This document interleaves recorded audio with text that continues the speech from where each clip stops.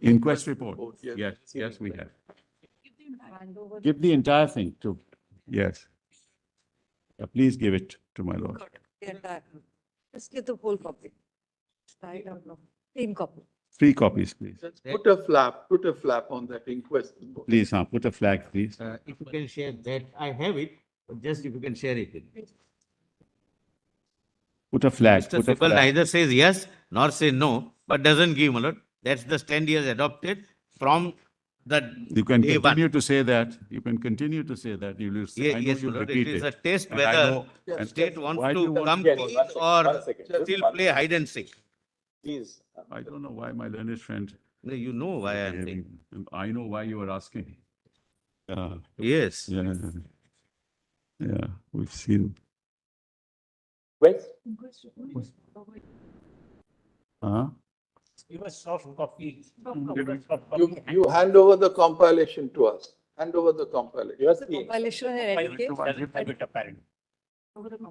No, you don't have it on your. Give us. We're locating the soft copy. Whatever we have received, we'll file with our report. What is that? What is that? Compilation. List of deeds. This was with Calcutta petition. Report, Mullah. Do you have a soft copy? If you can give it.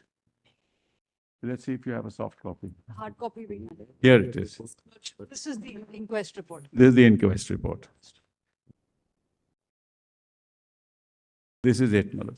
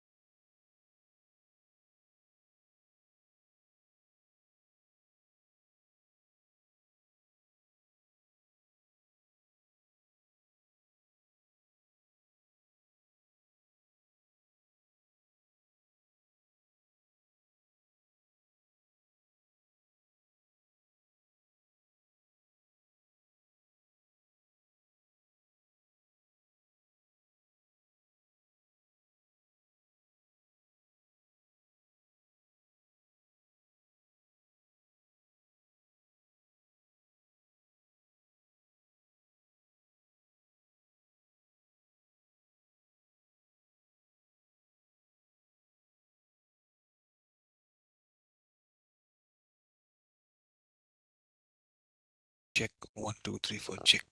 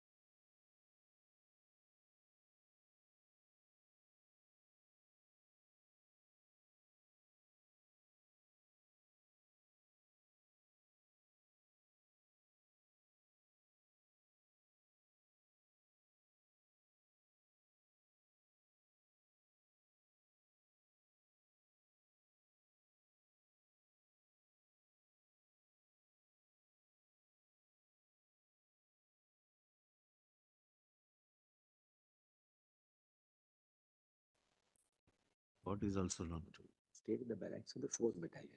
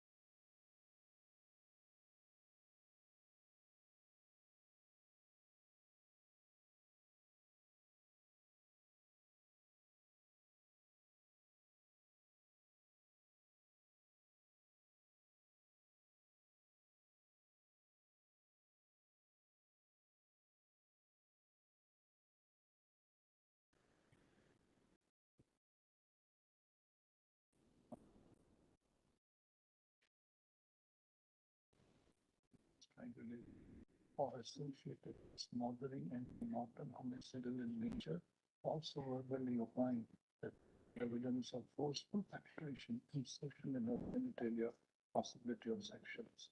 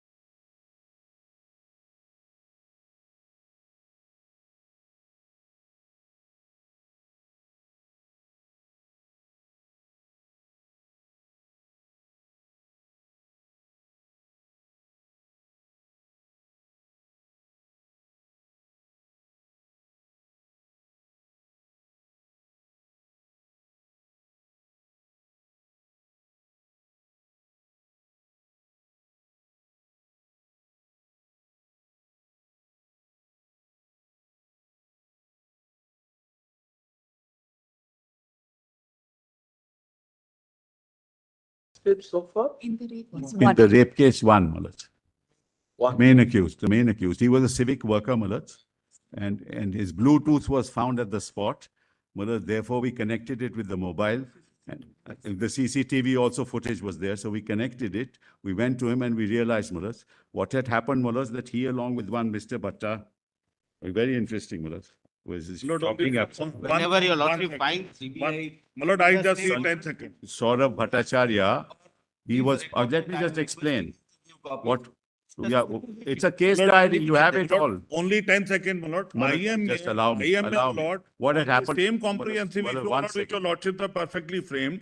This deliberation and this exercise took place between 2016 to 2018 for preparing some protocol and some law. My lord, it resulted into framing of a legislation in 2019. Draft legislation is with me, with the central government forming a committee with IMA and other stakeholders.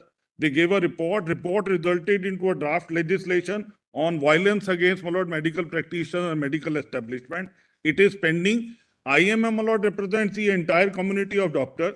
So if your lordships consider it appropriate, they can contribute in the participation of the committee, my lord. Mahendra Singh, we have already said Your that lord. they will consult all stakeholders. Correct, that's We what have- your lordship said. And we have specifically referred to IMA. May I just add, my lord, what just just want to- saying, lord, that this particular exercise, to whatever it's worth, my lord, Can be placed is there. before the- And if your lordship could consider, my lord, they can also nominate two nominees to work with them, that's all. I'm not saying anything more. You can write to the Secretary Ministry of very Health well. and Family Welfare, so I that the will. committee will consult IMA. We have in fact referred to the role of IMA. Very My well. lord, I'll in do it, addition my to what great- Mr. Manendra Singh has said, my lord, can I just add, my lord? My lords have said, my lord, there are three legislations. We have tabulated, my lord.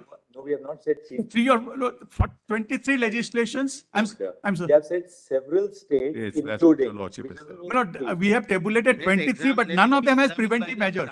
My lord, there is two more. Kansaria, that's not inconsistent with Well, what we have said. no, We have there's- said several states, Well, including. My lord, that- only two more suggestions, my lord, if your lordship consider it appropriate to include, my lord. One is institutional FIR, my lord, must be lodged within the 2 hours of a cognizable offense happening within the incident. One, my lord. Second, my lord, if your lordship kindly permit me, a distress call system, my lord, may be available. We have already referred to that. It is to the We women. have specifically referred to Yes, it. yes, my lord is already ready. Can I just?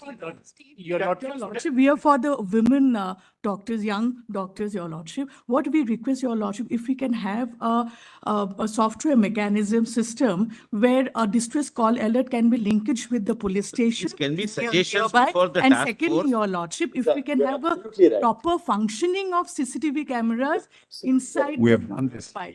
Right. In fact, we have flagged these very issues. Yes, yes. your We've lordship, done a mobile app, we've done a, the protesters need to be protected. Your lordship's Uh, order. say, This, one second. One One second. You haven't filed a PIL this time? Every week from you. A list on 22, we expect that the government of West Bengal shall observe necessary restraint in the face of peaceful protests to be conducted by any quarter of civil society bearing on the issues which form the subject matter of the incident which took place in Kolkata. To stop. The necessary, it shall be ensured that the power of the state is not unleashed either against persons using legitimate means to express their opinions Sure. or to participate. Yes, yes, no doubt, my lord. Except that it does. The doctors' protest must be banned, my lord. They leave the OTP and all treatment and they get the. Since this court is seized of the matter pertaining to the safety and well-being of all medical professionals at their workplaces as an issue involving high national priority, we would request all the doctors who are abstaining from work across the country to resume work at the earliest. Lordships, may I come in with Stop. your lordships? Please, Your The Lordship. earliest will stop. Above all, the abstention from work of doctors affects those segments of society who need medical care, medical care the most from accessing health-related services. Will stop.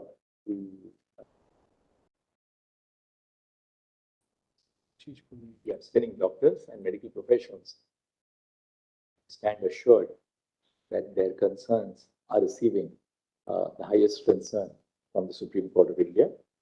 But besides, their concerns are already being portrayed before this court by a diverse range of counsel on both sides. Deeply obliged. Lordships, I'm talking about the women doctors of the place where the incident has happened.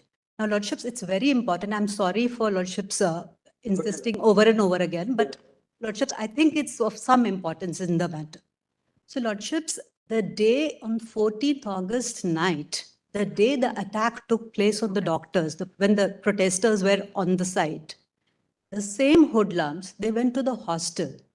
They actually threatened the lady resident doctors, and they were threatened with the kind of threat that's given to women every time they protest. And Lordships, very harsh things and they were threatened with very harsh consequences. Now, Lordships, now the women doctors, subject to, this is what I've been instructed by an association of doctors in West Bengal, and they are in touch with the resident doctors. They said that the women's hostel, most of the women, they've been called back by their parents because they're not feeling safe. So your lordships, when your lordships say they should join this, and because on that very date, the police, the state police, they ran away from the scene. Lordships, it's widely reported. I don't need to emphasize. Just Life in Anyway. West Bengal. I'm not making it political. It's my lord. He's appearing for the doctors. Yes, ma'am. Yes, Lordship. So what happened is after, yeah, So what happened, the police just left them and they were actually, the police hid in the changing room of the nurses. This is what the doctors told me, Lordship. Video. Now, if I am, this is not, I don't want to be caught between the political battle of these two sides. Now, There is no political bet. let me just explain. So what I'm just for the students and the doctors practicing, the Association of Doctors. In fact, one doctor, a very brave doctor, I don't want to take the gender. So it gave a representation to the police. So a lot of people have given a representation of the police. They have asked me to forward it to your lordships in sealed envelope. I have 3 copies of the representation. Lordships may just have a look to see what is the position of the doctors there. Lord, I can My make lords, it a clear, my very lord, we brief do not point. make this political, but we also receive, my lord, complaints. This is the hard reality on ground. My learned friend is not keeping mum for no reason. What is all this going on? I'm not keeping mum for no reason. Therefore, is not sharing I don't anything with the understand. CBI. What my, we've given the entire case diary. What more do you want?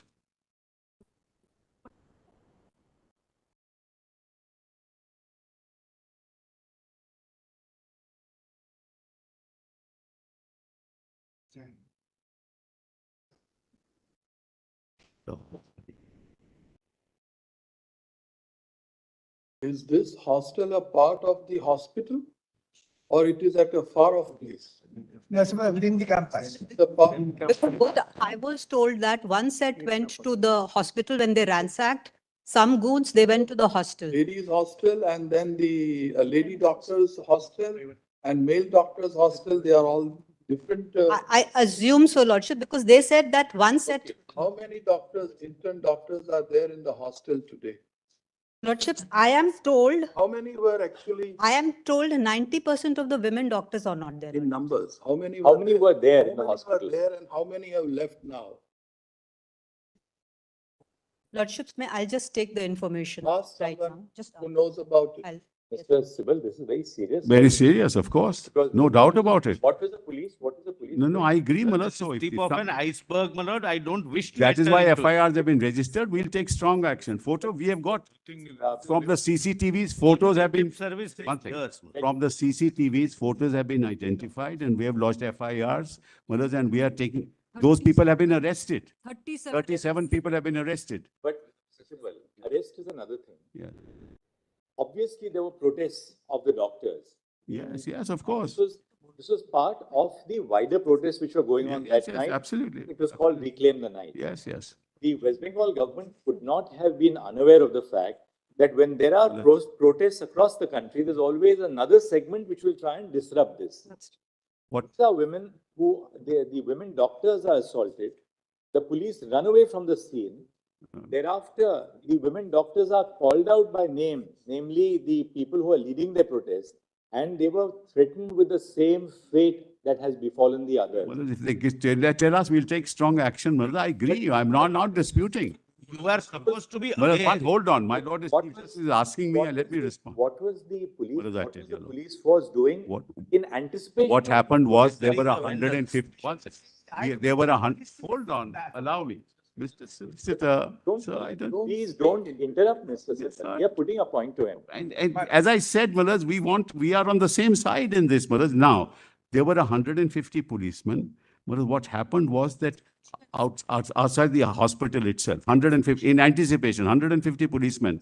But Malas, what happened was 7,000 people came. By the time we got additional force, which came later, this vandalism took place. This is what happened. You 7,000. We picked them up. We picked them up from there, Malas. It doesn't appear that 7,000 people vandalized the place. No, they It didn't. appears- I didn't say that. Then Because it by the comes time 80 to 90 people, Maximum. they indulged in vandalism. we have the video, we'll show it. There's no issue on that. And Facts can't be, Malas, distorted. did the police run away from the site? No, that can't be, Malas. We'll find out. It's How can the police run impossible away? Police not No knowing police run away, 7,000 Malas. These allegations, if you take them, Impossible. Malas, as face value, Impossible, Malas. then we have a problem. We have a video. I'll show it to you, Your Honor. Mr. Sibal, we don't want. Can we show you the we video? don't We want have to the Send disclose- them for We vandalism. don't want to disclose the name or even the designation of the person who has written it. But please rest assured that this is not an ordinary complaint which has been. No, I agree, which has Manas. been I agree. submitted. Well, see the video. We'll show. Lord, we can- please we do can not upload it. disclose. He or she will We can meet with the upload it. same fate. Police calls the protesting doctors, threatening them. Just see, Malad, we've got the video. It's pen drive also. We can give it to you. There's a pen drive. We can give you the pen drive. Mr. Sibal, this email was sent on 19th of August by this particular doctor to the Just give it. ID of the Kolkata police Lordships, it's been sent at yesterday. 22 hours. Yesterday, Malad. But therefore, tell us one thing, what is the police doing? Malad, Because it was sent yesterday. We are taking action. We have taken action. See How the do you video, know Malad. which Just see the doctor, video. which mail, how do you know that it is yesterday? Malad, see the video, Malad. It's better. 150 also, police officers were camping outside. Kindly see the video, Malad. Sir, Mr. Sibal, Malad, I'm not here to defend anybody. Please make it, rest assured, Malad. look at it from a different angle. Yes, You made a fervent appeal to these doctors. yes, Please join your duty. correct. The marginalized section of the society is suffering. Absolutely. They can't afford to go to. I agree entirely. Now, these doctors, the lady doctors who are in the hostel, even if we ask the government to provide them with police protection, this police is going to protect. No, Malad, we'll make sure. That is our grievance. Trust this So police. at the RG Kar Medical College and Hospital, because obviously the women doctors have left for the reason that they are fearful of their safety. If the premises of this hospital have to be safeguarded for these doctors to resume duty, who is going to provide security at the premises? Malad, we give an undertaking to this court. CISF We'll give, security, hold on, we'll Let give an it be undertaking central to this forces. court. We'll give an let it be undertaking. and CISF. What we suggest is this, because if conditions return to normal, We'll put additional, if conditions return to normal at this hospital yes, and doctors start coming back, this will have an impact on the rest of the. of course, Yes. of course. Therefore, we propose that let the CISF provide security at the Yes. premises Yes. of this hospital. And my lord, one more thing. I have no problems with that. My My lord, one more thing. Idea is Now- that now their that- security is paramount. So please, if your lordship My wants. lord, now one more, my lord, I am inviting this order.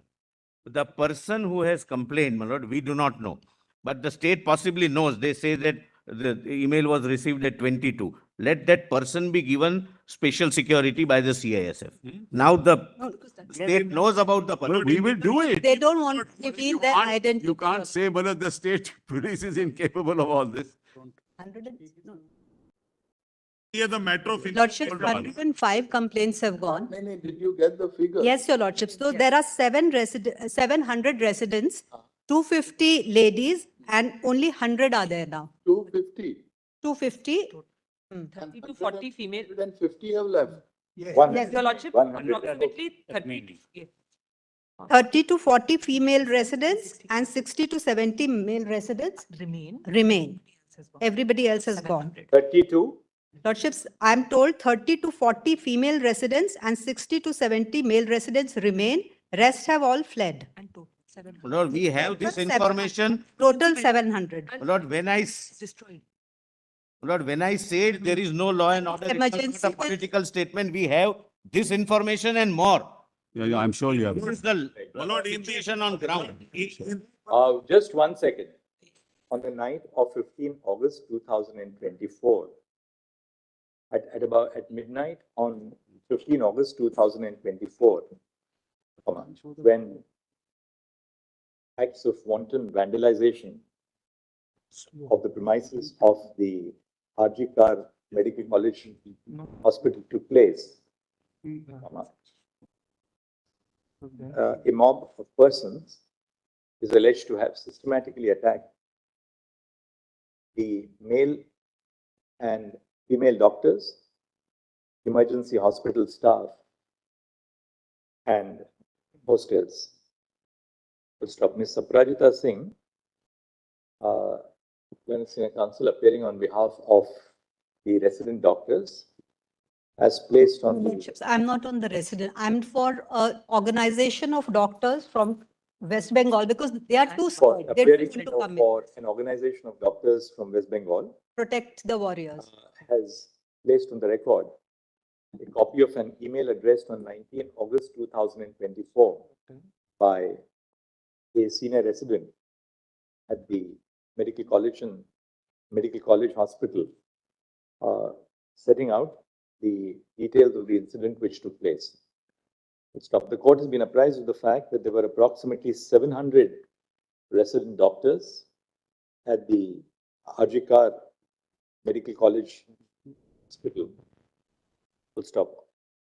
Following the incident, which took place on the night of 15 August 2000 on the night between 14 and 15 August 2024, most of the resident doctors have left their place of duty, as a consequence of which approximately 30 to 40 female doctors and 60 to 70 male doctors have only remained in their hostels.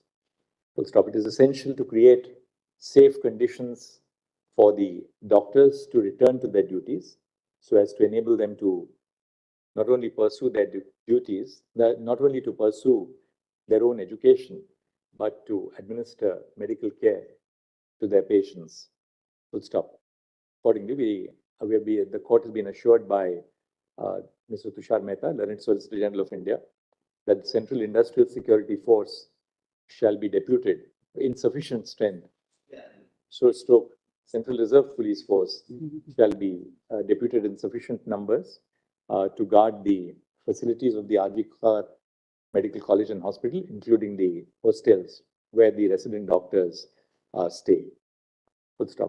Kapil Sibal, Learned Senior Counsel, appearing on behalf of the state of West Bengal, states that there is no objection to such a course of action being adopted so as to bring security to the Mullah, then they'll be responsible. I'm sorry to say, they'll be responsible, Mullah, because there are two kinds of forces can't be there, Mullah. With the provision of central security. Is it the an hospital, information or a we threat? hope and trust that the doctors will resume duties at the earliest. Any concerns which they may have in regard to their safety may be placed in the form of an email jointly addressed by the doctors to the Registrar Judicial of this court for further necessary directions. But I have one submission to make. CBI is not now inquiring about the activities of the principal. On the wake of it, the state government. We'll share this email with the solicitor. This email, please, and keep it in because we don't. It would be kept in we don't want confidence, the Mullah. doctor to be targeted. No, otherwise but now state of course knows, the state police would know because they have received, but I will keep it safe. Mullah.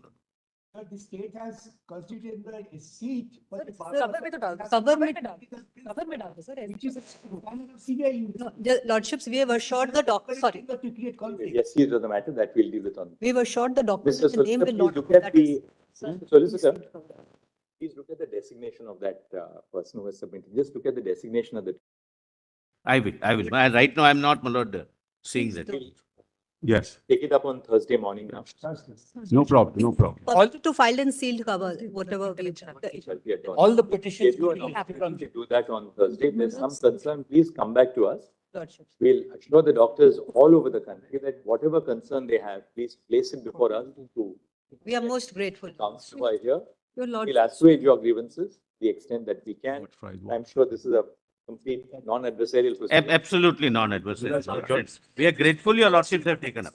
We'll have to file a status report. If you're But lucky, we'll do this on easier if Thursday. we have it on Friday morning, Mullah. Friday, this bench and this combination is not available. Can it be But Monday? We also get some time to Morning, prepare the status report. Thursday morning. We'll hand it over on Thursday morning, Mullah. it goes to Tuesday then. So No, that's but why no, we we'll do- hand it over on Thursday morning then, Mullah, the status report. Can it be Tuesday, Manoj? We'll keep it on Thursday. Which- Thereafter, we'll keep it on Tuesday. We'll have a brief hearing on Thursday. Yes. Monitor the situation across the country and then place it on Tuesday. But you can give us your status reports even by Thursday morning. There's no difficulty. All petitions may be listed. All petitions. Now, if it was not taken on record, it was filed late, Lord, it may be. So all petitions. By Delhi Medical Association. we are grateful. Guys, Grateful to you.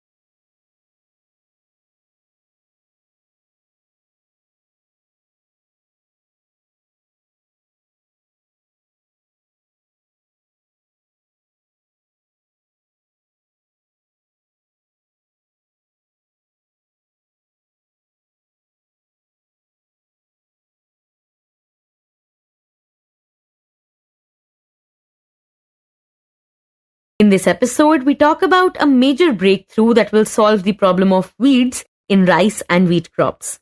We also talk about Vinesh Fogart creating history at the Paris Olympics.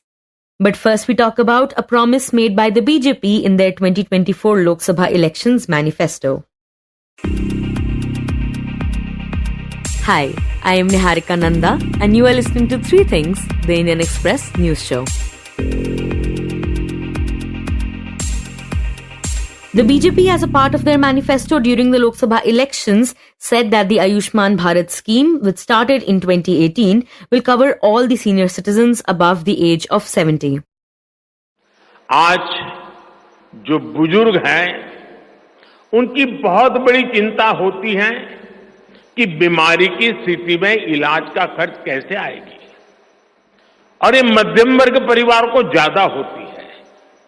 अब भाजपा ने संकल्प लिया है कि 70 वर्ष की आयु से ऊपर के हर बुजुर्ग को आयुष्मान योजना के दायरे में लाया जाएगा।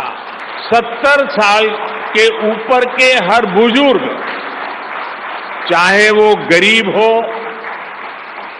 चाहे मध्यम वर्ग के हो, चाहे उच्च मध्यम वर्ग के हो, ये एक नया दायरा होगा जिनको 5 लाख रुपए तक के मुफ्त इलाज की सुविधा मिलेगी। To learn more about the scheme, the significance of this promise and how it will impact the expenditure made on the scheme, we have Indian Express's Anona Dutt joining us. Anona, for our listeners, can you begin by talking a little bit about the Ayushman Bharat scheme? So, Ayushman Bharat is a health insurance scheme by the government, which is essentially meant for the 40% of the poorest people in the country. Of course, there are others who have now been added to the scheme, such as ASHA workers and Anganwadi workers, transgender people. But mainly it is to give sort of health coverage to the really poor people who otherwise would not be able to afford a lot of tertiary care hospitalizations. And what is the qualification criteria for receiving the benefits of this scheme? So right now, as I said, the poorest 40%, so only the 70-year-olds who are in this section have Ayushman Bharat coverage. The rest, there has been an announcement by the BJP in their manifesto and even by the President of India that the government will try to bring in all 70-year-olds under the coverage, but that hasn't happened yet. When it comes to the Ayushman Bharat scheme itself, the main data point is the SECC database, which is the socio-economic and caste census, which was done last in 2011. So this has been the basis for inclusion into the scheme. But now the state governments have also been given the freedom of adding people based on any other, state database that they might have, depending on who they consider to be the most marginalized and poor. And Anona, what kind of an expenditure is made on the scheme according to the data from the last 6 years? So right now we have just looked at the data from the last 6 years. So the scheme started in September 2018. And since then, the data till January this year suggests that over 79,000 crores have been spent on people's hospitalization and treatments. And Anona, why is this promise so significant? Why is it important for the scheme to cover the senior citizens above the age of 70? So this whole promise or announcement by the government is very significant because our population is aging and we are also living longer. So there is a significant proportion of people living with chronic diseases. Secondly, it is extremely difficult for the elderly to get covered under insurance policies. The premiums are extremely high and the payouts are not very significant. They do not, get cover for certain diseases, etc. Or, these policies have a cap for how much you can spend on a certain disease or in one admission. So all of these things have, kept the elderly out of the insurance net. And while there are certain schemes like, say, CGHS or ECHS, which do cover people over the age of 70, and even Ayushman Bharat covers those above the age of 70 who are among the poorest. But even for the general, middle class people, this is needed because right now the health protection is not very good for the elderly.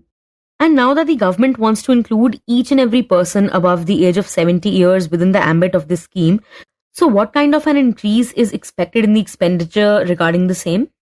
So what experts say is that the exchequer would end up spending a significant amount, mainly due to two reasons. One is that once we bring in 70-year-olds above, right now we are considering only the poorest people. But when people of means get included in the scheme, they are much more likely to utilize it and utilize it in, say, private sector hospitals that are enrolled under the scheme. So all of this is likely to bring up the cost that the government might have to pay out. Secondly, when you have more number of older people in a scheme, the premium that the government would have to pay is likely to increase as well, because older people are more prone to having complications of their chronic diseases or get infections or have falls, which could result in, bone breaks and stuff, which would again need hospitalization. So hospitalization in general is likely to be higher among the older people. And secondly, people of means are likely to utilize their policy more. This is why experts say that, expanding the scheme would likely increase cost to the exchequer. And Anona, what were some of the major trends that emerged as far as the data that was submitted in the parliament regarding the scheme was concerned? So first of all, I will speak a little bit about the data. Indian Express went through the data submitted in the parliament on the amount that the number of hospitalizations that have been approved and the amount that has been spent on them for 70-year-olds, and then compared it to what we know has been the total number of admissions and total cost of the scheme with the general population. Of course, the 40% that has been included in the scheme as of now. And what we saw is that first of all, one big trend that emerged was that 12% of all hospitalizations were among the 70-year-olds. Now, why is this significant? It's because the estimates suggest that in the general given population, those above the age of 70 constitute about 10% of the population. So that means the elderly people getting admitted to hospitals more than the general population. That is one finding. The second finding is that 14% of the cost that has been borne by the government so far in total was for the treatment of 70-year-olds and above, which means not only are more elderly people getting hospitalized, they are also spending more on these hospitalizations. So these were the two main findings. Right. And according to the state-wise report, which are the states with the maximum and the minimum proportions of hospital admissions? So when we look at the absolute numbers, then states like Kerala, Karnataka, Andhra Pradesh, Gujarat and Tamil Nadu, they figure on top. They have the highest number of admissions in 70-year-olds. But barring Kerala, the proportion of total admissions is not amongst the highest in these states, which means the entire population is sort of utilizing the scheme, and there is a high utilization of these schemes in these southern states. But when we are looking at the proportion of admissions, then we see that states like, Maharashtra, Haryana, Bihar, these have seen higher utilization among the elderly as compared to general population. So take, for example, Maharashtra, 20% of their, hospitalizations have been in 70 years and above. Haryana, it's 18.13%. So in terms of proportion, these are the states which have seen, higher utilization among the elderly. So Anona, what is the way forward? So BJP actually made a promise of, providing cover to every 70-year-old and above in the country, irrespective of their income status or their economic situation. in their manifesto ahead of the Lok Sabha polls. And it was given further strength by the mention in the president's address this year in the parliament. So the president also said that this would happen. However, as of now, no budget allocation has been made or work, it hasn't started on this. This year, actually, the full budget, which just happened, saw the increase of allocation for Ayushman Bharat by just 100 crores. So the allocation right now is about 7,300 crores.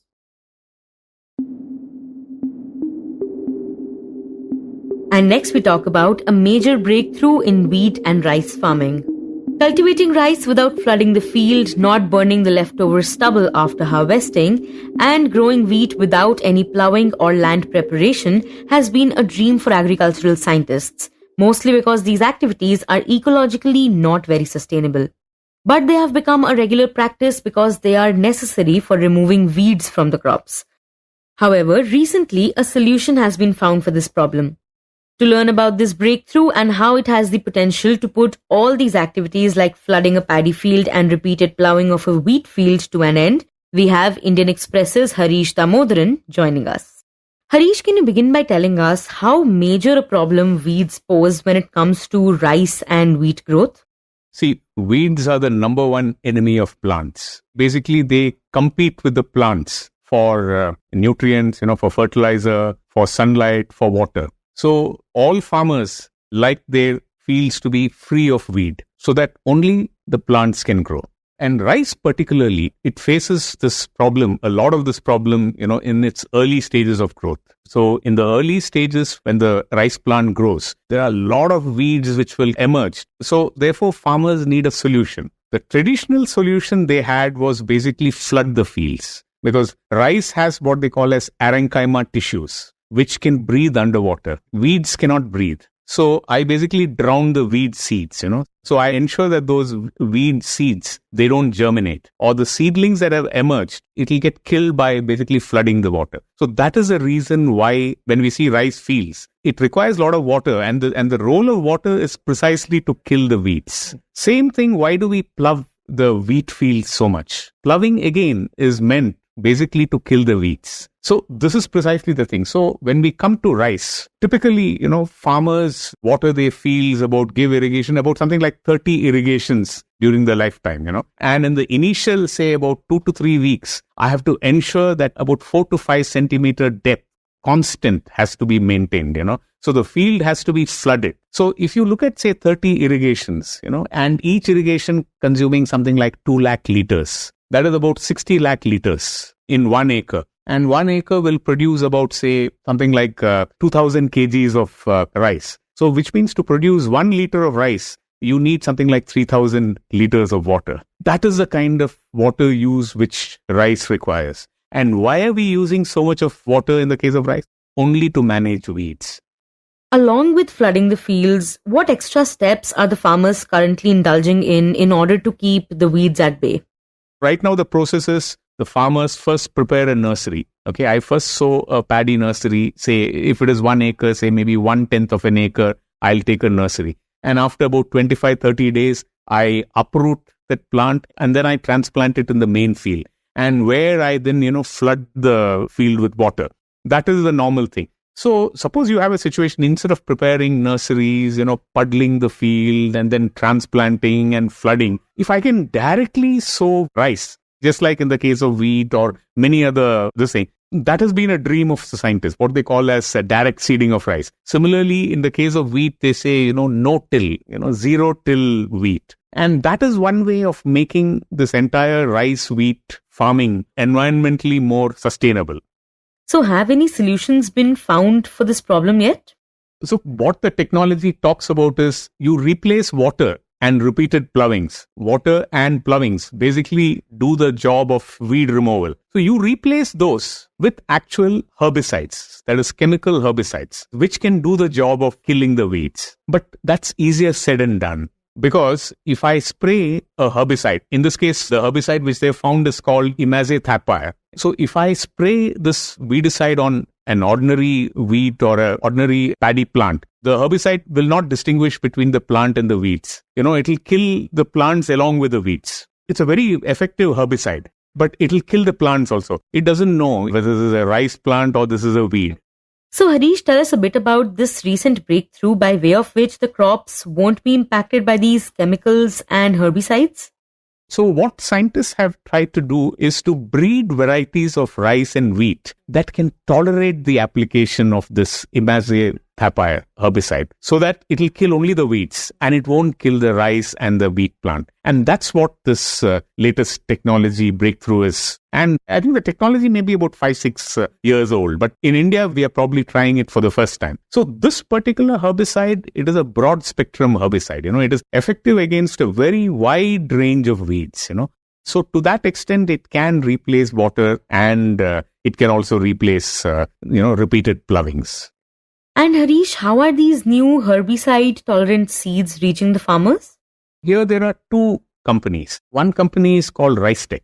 RiceTech is based in the US and they have an Indian subsidiary which is called Savannah and they work only on rice. So they have developed a cropping solution which is based on the use of imazethapyr herbicide. Then you have another company which is Mahiko, which used to be called the Maharashtra Hybrid Seeds Company. They were the ones who brought in BT cotton, your genetically modified cotton. They tied up with Monsanto. So in this case, Mahiko and RiceTech have joined together. They said, hey, I have expertise in wheat, you have expertise in rice. Let's come together and let's work together. Because the farmer who is growing wheat is also growing paddy. So let's come together. And both of us have developed technology which enables the application of this imazethapyr herbicide. And that's what the main thing is. Now they are working towards the farmers. They have tested it in the fields. And I think this year itself, something like 15,000 acres have already been covered under imazethapyr resistant rice. And can you talk a bit about the benefits of these new herbicide-tolerant crops? One of the attractions is, I can harvest paddy and then immediately I can plant wheat. So for all of us living in Delhi, etc., this should be of interest to us. Because right now what is happening, the farmer is just burning the stubble, right? After harvesting the paddy, you have the paddy stubble which is remaining. And then he burns the entire stubble, right? Along with the straw, everything, right? And he does why? Because he needs to sow wheat. And he needs a clean field for sowing wheat. So there's no time. So here, these companies are saying, hey, don't worry. You harvest your paddy, but there's no need to burn the stubble. You can cut the stubble using a super seeder and you can mix it with the soil, incorporate in the soil. And then you just spray imazethapyr herbicide and that will kill all the weeds, So there'll be no paddy stubble burning. We save water, right? Because no need to puddle the fields, flood the fields and all these things, right? And transplanting, there's a lot of labor required. In Punjab and all, they get laborers from Bihar, UP, etc. They come and I think an average farmer spends, 4,000, 5,000 rupees per acre, on transplanting. And you don't get labor. So here you save labor cost. You save a lot of fuel, right? Because you don't need to plow your fields repeatedly. You are saving water. So I think that this is quite a game-changing technology. And there is always this question that whether a new type of seed or crop that has come up is genetically modified or not. So Harish, for our listeners, can you explain what is genetic modification? I think as consumers, we would be concerned, because I think generally there is a suspicion against genetically modified crops, right? Like, for example, your genetically modified mustard wasn't cleared commercially, right? And you had BT brinjal, which was not approved. For some reason, right or wrong, we have a problem with genetically modified foods. And when we say genetic modification, it means, say a rice plant which will contain a gene which is from, say, a bacteria. So basically, when we say genetically modified, it means transgenic. That is, you are crossing species and even genus, right? I'm transferring a gene from a bacteria to rice or to cotton or to mustard, right? And so there is a problem there, right? Which the consumer acceptance is limited. So are these new herbicide-tolerant crops of wheat and rice genetically modified?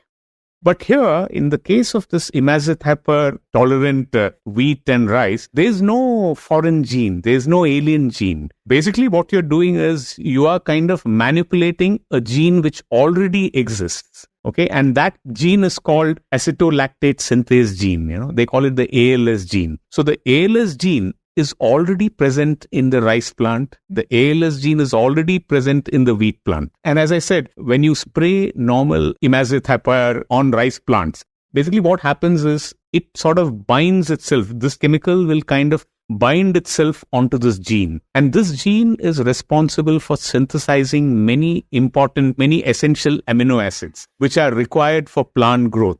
The herbicide will then bind itself onto the gene and then it will destroy the plant also. But here what they have done, the genetic modification which they have done is, they have done what is called a mutation. Basically, they have changed the DNA through a mutation. So what happens is, so now this herbicide no longer binds itself on the sites where this gene is there. So therefore, the gene continues its activity. So it's a mutated gene. So it is not a foreign gene. It is a gene which already exists. And what they have done is simple mutation. There is no gene modification or anything of this kind, And Harish, as you mentioned, the use of these herbicides to get rid of the weeds has already started.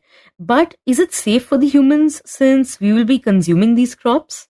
This ALS gene is present only in plants and microorganisms. It's not present in humans. It's not present in any mammal. So this particular herbicide, it cannot bind itself onto us. So even this herbicide is perfectly safe as far as humans and mammals are concerned, unlike other herbicides. So I think we should give a chance to this particular technology. And in the end, we talk about Vinesh Phogat at the Paris Olympics. Yesterday, Vinesh Phogat created history and became the first Indian female wrestler ever to reach the final at the Olympic Games. She now stands on the cusp of a gold medal. She defeated Yusnelis Guzman 5-0 in the semi-final and fought for the gold. Vinesh Phogat's uncle Mahavir Phogat told PTI that he trusts her hard work and she will win a gold medal. देखिए आपकी बात तो रोज जब Olympic qualify किया था उस दिन से मेरे पूरा विश्वास था आपके बाद गोल्ड मेडल लेके आएगी और जो पहली फाइट हुई थी जो जापान गए तो वो भी बहुत बढ़िया लड़की थी आज तक किसी लड़की से वो हारी नहीं ने और वे ने जो उसको हरा करके उसी टाइम जो गोल्ड मेडल का संदेश सारे देश को दे दिया था और मेरी पूरी आस उम्मीद है अब की बार बेटे जो मेरा सपना था जो कई साल से वो पक्का जो पूरा करके जब लौटेगी Hindustan.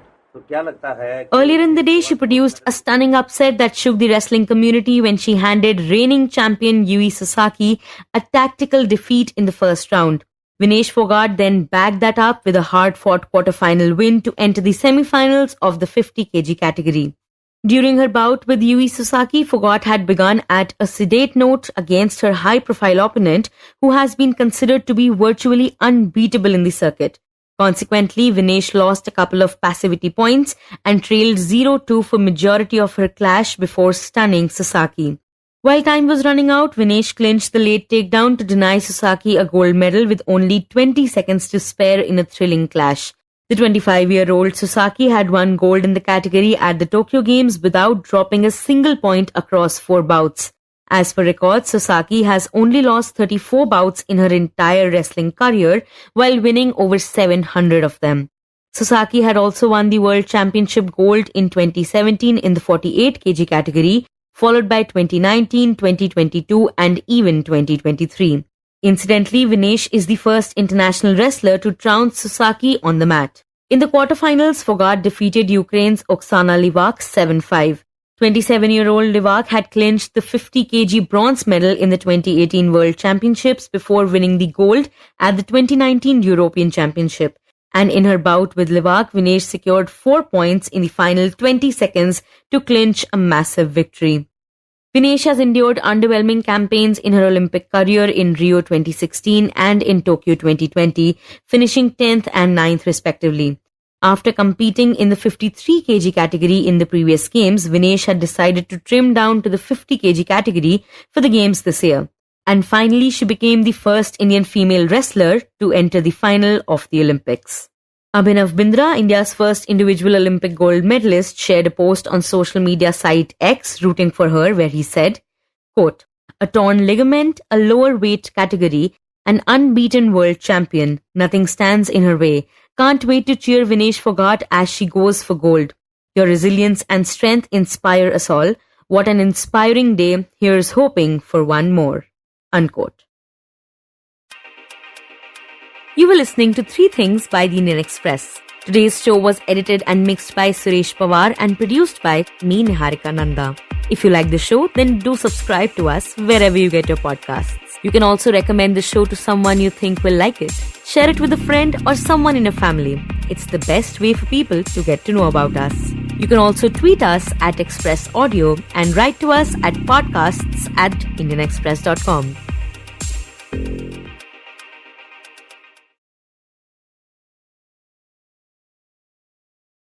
You're a multi-billionaire European founder who's moved to Gandhinagar. Yes. Why did you choose Gujarat in India? We have a rule at Odoo is we never go to tier 1 cities. We always go to tier 2 cities because that's where we can have a better retention of the employees. No one's ever said that on this show. They should.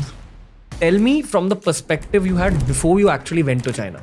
Why did you choose that country and what was the reality check? Before we went to China, I saw China like India. But then the problem in China is that first, you cannot appoint a company in China. A company in China has to be owned by a Chinese person. If you have to choose one country to invest, it is India. And if I have to choose a second one, I would pick India too. Really? Yes, there is no other country with that level of opportunities. For the other foreigner founders, founders from other countries who want to expand in this country, what's your advice to them? Book a flight ticket and come there a few weeks, meet people, and Indians are very entrepreneur mindset. So you will find good relationship that you can start using and developing. You're a very memorable guy. Like if you've done so much in life and you're so humble, I find that very crazy, man, because I don't like saying this, but you don't see too much of that in India. As I'm recording this intro, Mr. Fabian Ponker has just left our studio after a 3-hour conversation. I rarely stretch conversations up till the 3-hour mark unless I truly feel like I'm extracting value out of my guest. Created a business conversation on the podcast after a very long time because this business story is very, very interesting. As you saw in the trailer, it's about a self-made billionaire who now finds himself in Gujarat in India because he's trying to expand his business operations while he sits in Gandhinagar. So of course we spoke about expanding business within India, but he's had the experience of living in America, of trying to expand his business in China. So it's a very global business oriented conversation. If you're an Indian viewer, you're going to learn about your country once again, but from a foreigner's perspective, from a very, very successful founder's perspective. And if you're someone who's looking at India as a possible place you'd like to expand your own business ventures, this is the ultimate 101 that I could bring forward for you. All the questions were centered around extracting value for business owners and people who want to learn more about international markets. It's a very deep podcast. It's also a lot of fun because Fabian's personality is very easygoing. He is one of Europe's youngest billionaires ever, but he speaks from a very humble, very practical place. Enjoyed speaking with him, and I'm sure you're going to enjoy on this special episode of The Ranveer Show.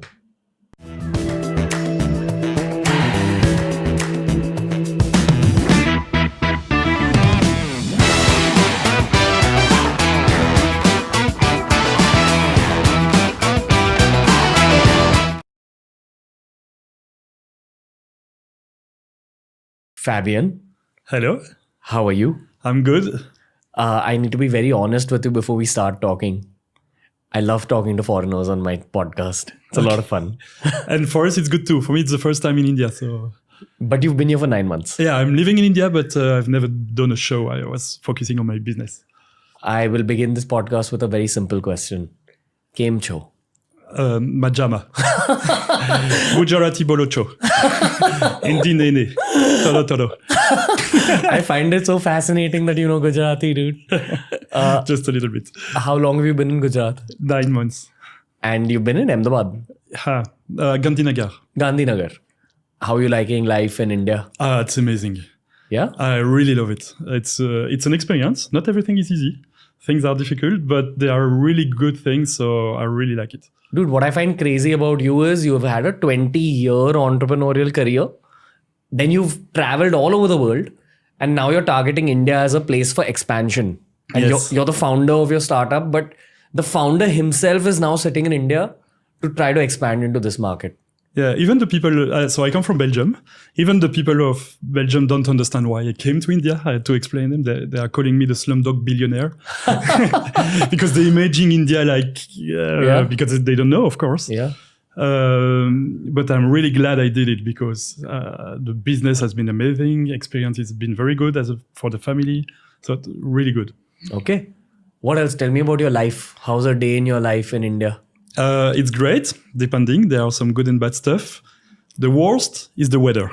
I mean, the summer is just crazy in India. Too hot? It's way too hot. For me, in Belgium today, it's like minus 10 degrees Celsius. So when you get the summer at 45, 50 plus in India, it's very hard, very difficult. But what I like about India is, you live with nature, with animals. In Europe, you don't have animals in the street anymore. Even of course, you don't have cows and dogs, but even birds, there are so less birds compared to here. So it's nice feeling to live with nature and animals. That's what you notice here, that there's more. Yes, the first thing you notice in the street when you walk in the street. Second thing is there are way too many people. Yeah, fair. Yeah, but I think you get the opposite. If you go to Europe, you probably feel alone and in danger because there is not that much people around you. Danger depends on where you are in Europe, but you do feel in a very positive way isolated, which actually calms down your head. Like it's one of my favorite places to travel to because I know when I come back, I'm going to be very relaxed. So it's a very relaxing place. That's what I'll say about Europe. I find it crazy that you're actually thinking about staying in India for a long time. Yes. What's in your mind? What's in your heart about like staying here? So I came for the business.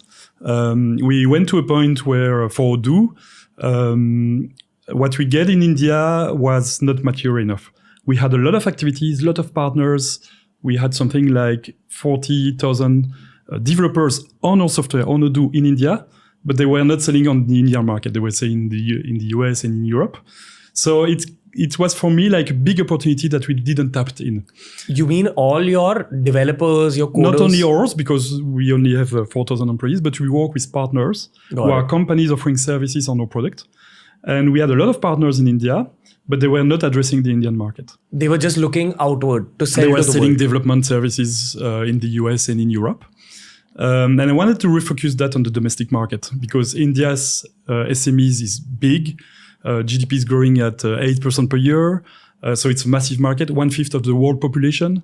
So you cannot close your eye to such a big and future economy. So I came here in order to develop the local market.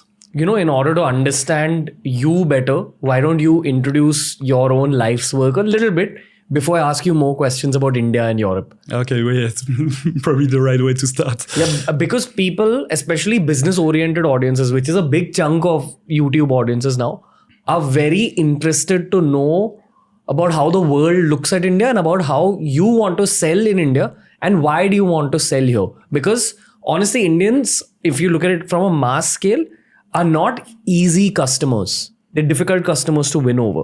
So I want to get into all those tangents about all your challenges you faced here, etc., etc. But let's begin with a little bit about your story.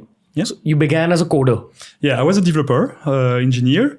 I started to, and I loved business. So I was reading two, 3 books about management, psychology to develop my business every week. I did a lot of things, and this one, which is Odoo, worked better than the others. So I started alone. After 2 years, I had 1 employee. After 3 years, 3, 4, 5. This is in 2004 you began? That was in 2002, yes, when I was still a student.